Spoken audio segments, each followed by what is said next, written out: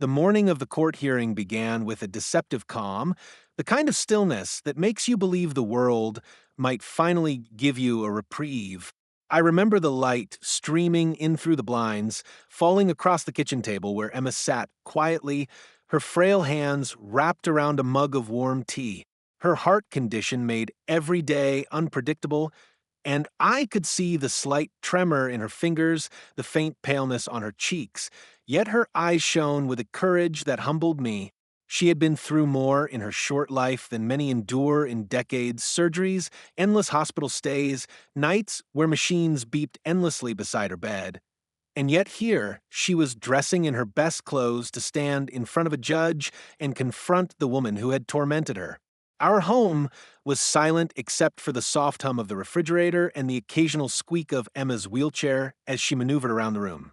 She smiled at me when she caught me staring, trying to reassure me with a confidence she didn't truly feel. "We'll be okay today, Mom," she whispered, her voice delicate but steady. I nodded, hiding the storm raging in my chest, because the truth was I wasn't okay. I hadn't been okay for months, not since Margaret, our infamous HOA president, decided that our very existence was an offense to her carefully constructed world. The list of complaints had started small: weeds too high, trash cans placed at the curb too early, chalk drawings on the sidewalk. Petty, childish. But soon the attacks grew personal. Margaret began questioning the ramp we built for Emma, calling it unsightly, and insisting it brought down property values. She sent fines, letters, and threats, each one designed not to enforce rules but to chip away at us, piece by piece. The worst part wasn't the money or the stress, it was the way Emma began to shrink in on herself, internalizing every cruel word, asking me late at night if she was really a burden to the neighborhood. I would hold her hand and remind her of her worth. But each time, my anger toward Margaret deepened until it felt like acid in my veins. By the time the court hearing was scheduled, we were exhausted but determined. This wasn't just about fines or rules anymore. It was about showing the world who Margaret really was and protecting my daughter's dignity. The courthouse itself felt colder than I expected, its walls painted in muted tones that did nothing to ease the tension hanging in the air. As we wheeled Emma inside, I could feel eyes on us, some sympathetic, some curious, and some, I feared, quietly judgmental. The echo of footsteps on marble floors seemed to grow louder with every step we took, like a drumbeat leading us to something inevitable.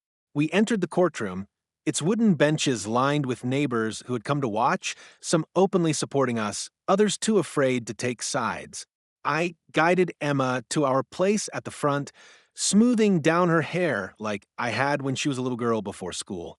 She reached for my hand, squeezing it gently, and for a moment I felt a wave of peace, the kind that comes from knowing you're not alone in the fight. But that peace fractured the instant I saw Margaret walk in. Dressed immaculately in a tailored suit, her hair perfectly styled, she wore a smile that made my stomach twist. It wasn't the smile of someone nervous about facing a judge, it was the smirk of someone who believed the outcome was already hers. Her heels clicked sharply against the floor as she walked, each step deliberate, commanding attention. She glanced in our direction, her eyes locking on Emma, and in that fleeting second, I saw something that made the hairs on my neck stand on end. It wasn't just disdain. It wasn't just anger. It was a cold, calculated malice, the kind that said she wasn't just here to win a case, she was here to destroy. I quickly looked away, trying to steady my breathing, reminding myself that this was a courtroom, that justice would protect us. But a small voice inside me whispered otherwise, a warning I couldn't shake. The proceedings began with the judge outlining the case, his voice monotone and detached, but to me it sounded like the ticking of a clock counting down to something I couldn't yet see. Margaret's lawyer rose first, delivering a rehearsed speech about community standards and fair enforcement of rules, painting her as a noble guardian of order rather than the tyrant we knew her to be. Neighbors behind us shifted uncomfortably, some nodding as though the polished words might erase months of cruelty. Emma sat silently beside me, her small chest rising and falling with effort, her eyes flicking between the lawyer and the judge. When it was finally our turn, I leaned close to her, whispering, "You don't have to speak. if you don't feel strong enough. But Emma shook her head, determination flashing through the fragility. No, Mom, she whispered back. She needs to hear me. My heart swelled with pride and fear in equal measure as she prepared to speak. And that was when I noticed Margaret again, watching Emma not with concern or even contempt, but with a chilling kind of anticipation. Her lips twitched upward, just slightly, as if she were waiting for her moment, as if she already knew she would have the final say. The room felt colder, the air heavier, and I realized the calm of that morning had been nothing more than a fragile illusion. Something terrible was coiling beneath the surface, waiting to strike. I tried to push the thought away, to focus on Emma's voice as she began speaking about her life, her struggles, her hopes. But no matter how hard I tried, I couldn't shake the dread that whispered in my mind. This was only the beginning, and the storm was closer than anyone dared imagine. The calm we had felt earlier in the morning shattered in an instant. One moment, Emma was speaking her truth, her voice trembling but resolute, telling the judge about the toll Margaret's harassment had taken on her health, how each letter, each complaint had added stress to her already fragile body. The next, the atmosphere in the courtroom shifted, turning from tense but manageable into something thick with fear. I noticed Margaret shift in her seat, her eyes narrowing, her lips pulling into a tight smile. I couldn't place it then, but I felt an unmistakable surge of dread, as if she were preparing for something far worse than a simple rebuttal. Emma, ever the brave soul, pushed through, speaking louder now, growing more confident as she explained how difficult it was to live under constant scrutiny, how every glance she received from Margaret made her feel like a burden on the world. I watched as Margaret's gaze locked onto Emma, her eyes hardening, her fingers tapping rhythmically on the armrest as if she were counting down to something. Then it happened. In a flash, she stood up. The room seemed to freeze, every face turning toward her in disbelief. Margaret's words didn't come first, her actions did. Without warning, she lunged toward Emma, her hands reaching out in a violent, calculated motion. There was no hesitation, no shock on her face. Just pure, unfiltered rage. I barely had time to react as Margaret's hands pushed Emma's wheelchair back, knocking her off balance. The chair tipped, and in that instant, Emma went flying, her frail body crashing to the ground with a sickening thud. I screamed as I rushed forward, my heart pounding in my chest, but Margaret wasn't finished. She didn't back away. She advanced, standing over Emma, looking down at her with that same twisted smile. "What's the matter, sweetie? Didn't like my little correction?" She sneered, her voice dripping with venom. Emma, who had always been a warrior, wasn't fighting back. She couldn't.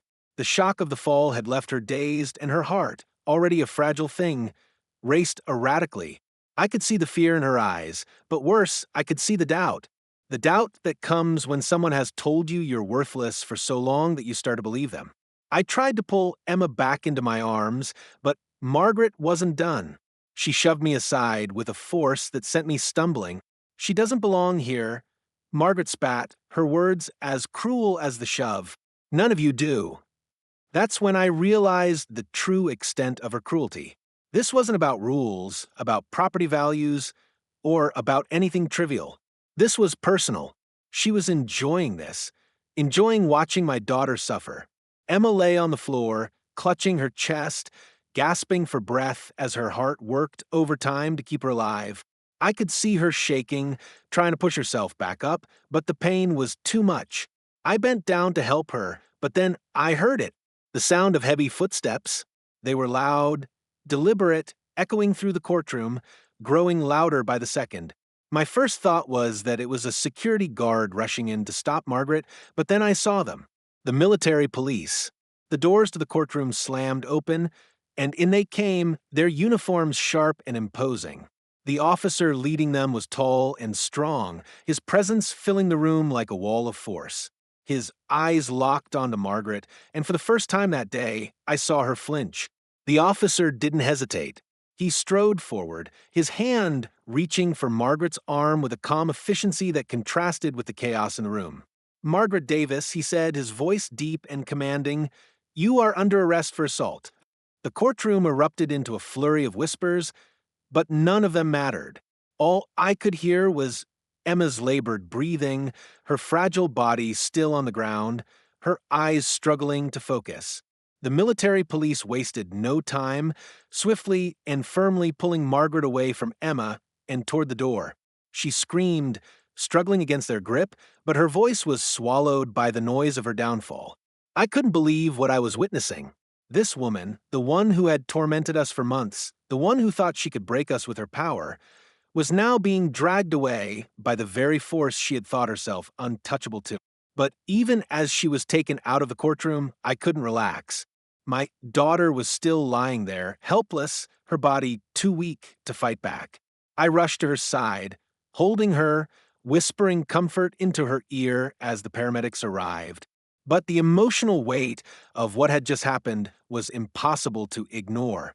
Margaret had crossed a line that could never be undone. The damage had been done. The nightmare that had started as small acts of cruelty had escalated into physical violence. And even though Karen had been taken away, I knew deep down that nothing would ever be the same. Margaret's twisted actions had exposed the darkness lurking beneath the surface of our lives. She had shown the world her true face, a face that could no longer be hidden behind petty complaints and legal threats. And in that moment, as I held Emma close and tried to calm her, I realized something else. This wasn't just about what Margaret had done to my daughter. It was about what she had done to all of us. She had taken away our peace, our sense of safety. She had tried to break us, and for a moment, she almost succeeded. But she didn't win.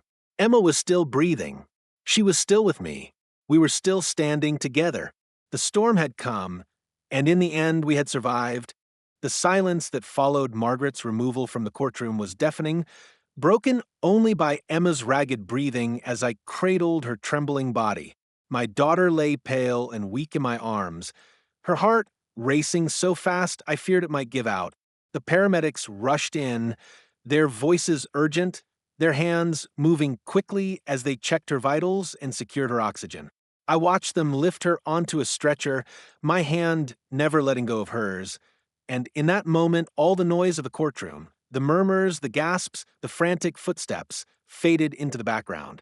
All I could see was Emma, fragile and innocent, caught in the middle of a storm that no child should ever have to endure. As they wheeled her away, I followed close behind, my heart breaking with every labored breath she took. The hospital became our second battlefield. Hours turned into days as Emma lay in a bed surrounded by monitors, each beep a reminder of how close we had come to losing her. Doctors warned me that the stress of the attack had put a dangerous strain on her already fragile heart. She's a fighter, one of them told me gently, but she'll need time, and she'll need peace. Peace, the very thing Margaret had stolen from us long before the attack. As I sat beside Emma, stroking her hair and whispering words of comfort, I knew that peace was no longer enough. We needed justice. News of the attack spread quickly, faster than I could have imagined. By the next morning, headlines screamed about the HOA president who had attacked a disabled child in court, only to be dragged away by military police. Reporters swarmed outside the hospital, neighbors whispered nervously, and social media ignited with outrage. For the first time in months, people were no longer silent. They spoke of Karen's cruelty, of the way she had used her position in the HOA to terrorize families, of the fear she had instilled in anyone who dared oppose her. Stories poured out. Neighbors who had been fined unfairly, others who had been humiliated in meetings, some who had been too afraid to even step outside. The attack had ripped the mask off Margaret, and the world was finally seeing her for who she was. But Margaret wasn't finished. From her holding cell, she issued statements through her lawyer, painting herself as the victim. I was defending myself, she claimed. They provoked me. The child was aggressive. Her lies were sharp and venomous, designed to twist reality and make people doubt what they had seen with their own eyes. And worse, some listened. Some neighbors, desperate to protect themselves from the fallout, began parroting her words. Maybe it was an accident, they said. Maybe she was just overwhelmed. The thought made my blood boil. How could anyone excuse what had happened? How could anyone call an assault on a disabled child anything but what it was: monstrous? The courtroom became our battlefield again when the trial began.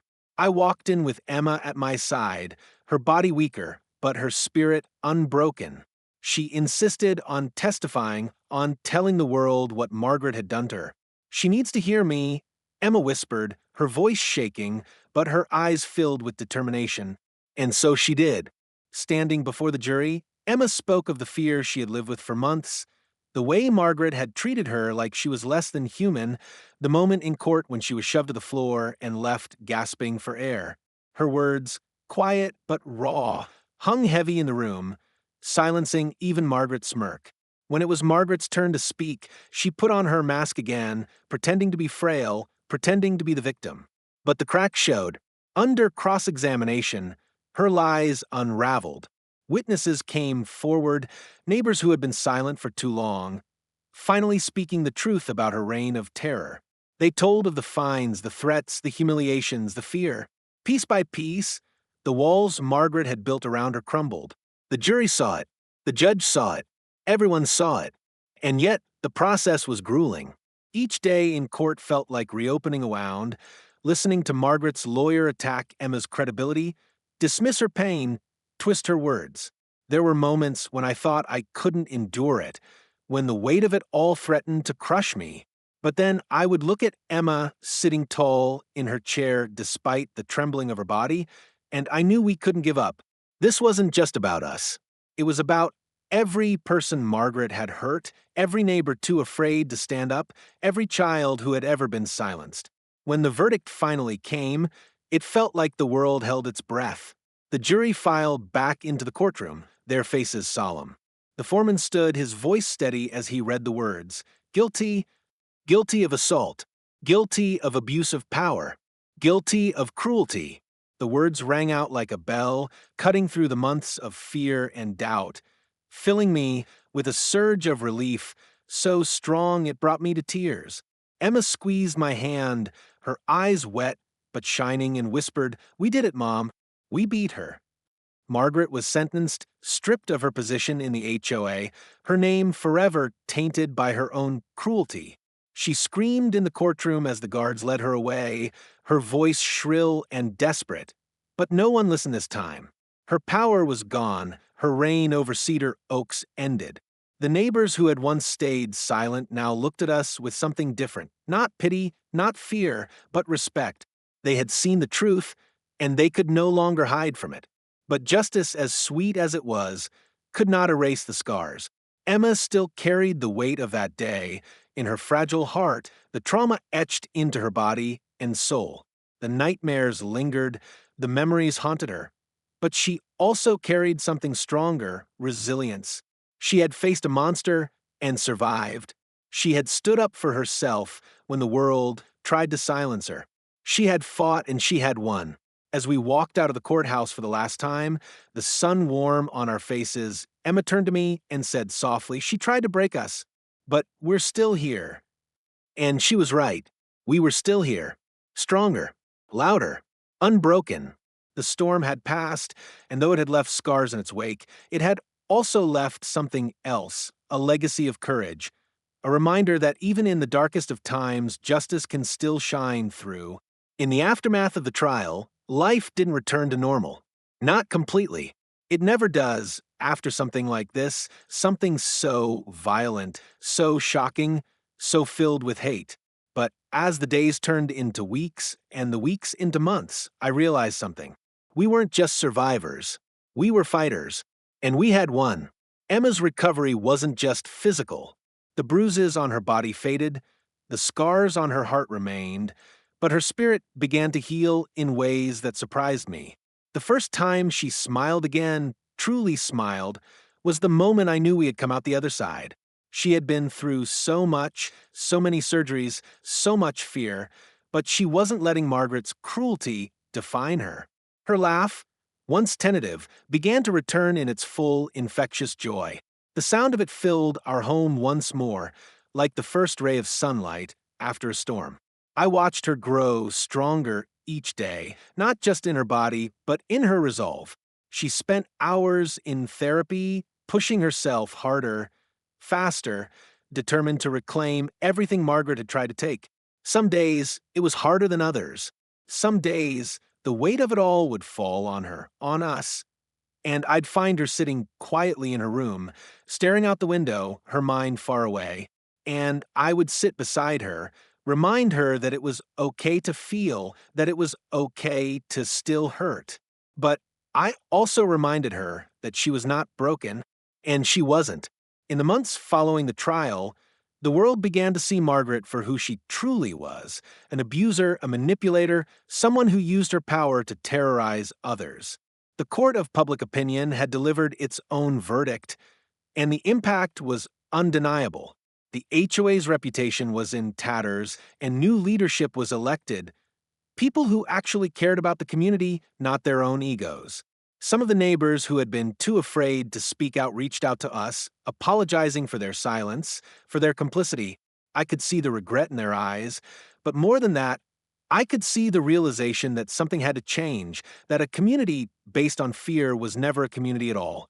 And so, step by step, Cedar Oaks began to rebuild, not just physically but emotionally. The once crumbling trust between neighbors started to heal. People came together, not out of fear, but out of a shared desire for safety, for dignity, for respect. We became a part of that change, and so did Emma. The impact of the trials stretched far beyond our neighborhood. When the news of the attack spread, many people came forward with their own stories, stories of intimidation, harassment, and cruelty that Margaret had inflicted on them and their families. I was shocked to hear how widespread her reign of terror had been. And as those stories came to light, it became clear that the trial wasn't just about us. It was about standing up to a culture of fear, of silence, of unchecked power. It became a symbol, a rallying cry for everyone who had ever been too afraid to speak up, too afraid to fight back. Emma had become more than just a victim. She had become a beacon of hope, of resilience. And yet, there were moments when the weight of what had happened would press on us, moments when I would find Emma sitting alone, her eyes distant, her mind haunted by memories of that day. It was a heavy burden, one I couldn't always help her bear, but she carried it with strength, with grace, even when she didn't realize it. She became an advocate for other children who had been silenced, using her story to empower others to speak up, to stand tall. Her courage became contagious, spreading to others who had never had the strength to share their own stories. We spoke at local events, telling our story, but more importantly, telling the story of recovery, of healing, of rising above cruelty. One evening, a year after the trial, we sat in the living room, Emma nestled beside me as we watched the sun set. The sky was painted in hues of pink and orange, and for the first time in a long time, I felt at peace. The storm had passed. Emma had healed, and so had I. The wounds were still there, deep within us, but they no longer defined us. They had shaped us, yes, but they had also made us stronger, more compassionate, more determined. And as Emma leaned against me, her head resting on my shoulder, I knew we had turned a corner. We had survived, but more than that, we had triumphed.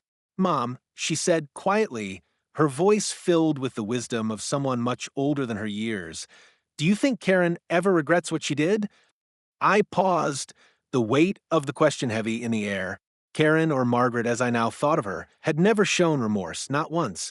She had been consumed by her own need for control, for power, and in the end, it was her own arrogance that had led to her downfall. But would she ever truly regret what she had done to us? To Emma? I wasn't sure. Maybe deep down she would. Maybe she wouldn't. But one thing was certain: we had won. And she could never take that from us. "No," I replied softly, "I don't think she ever will. But we don't need her to. We've already won." And as I looked down at Emma, her eyes filled with something that resembled peace, I knew she was right. We had won. We had survived the storm. And we were stronger than ever before. The legacy of that day, the attack, the trial, would live on, not in the fear or the pain, but in the strength we had discovered in ourselves, in each other. And as Emma wheeled herself toward the door, a confident smile on her face, I realized that this chapter of our lives, as dark and painful as it had been, had forged something beautiful, something that would never break. What happened to us is a warning. Cruelty thrives in silence. If this story moved you, don't let it end here. Share it, talk about it, and stand up against injustice. And for more stories the HOA doesn't want you to hear, make sure to subscribe to HOA Denied Access. Your voice, your support is what keeps these stories alive.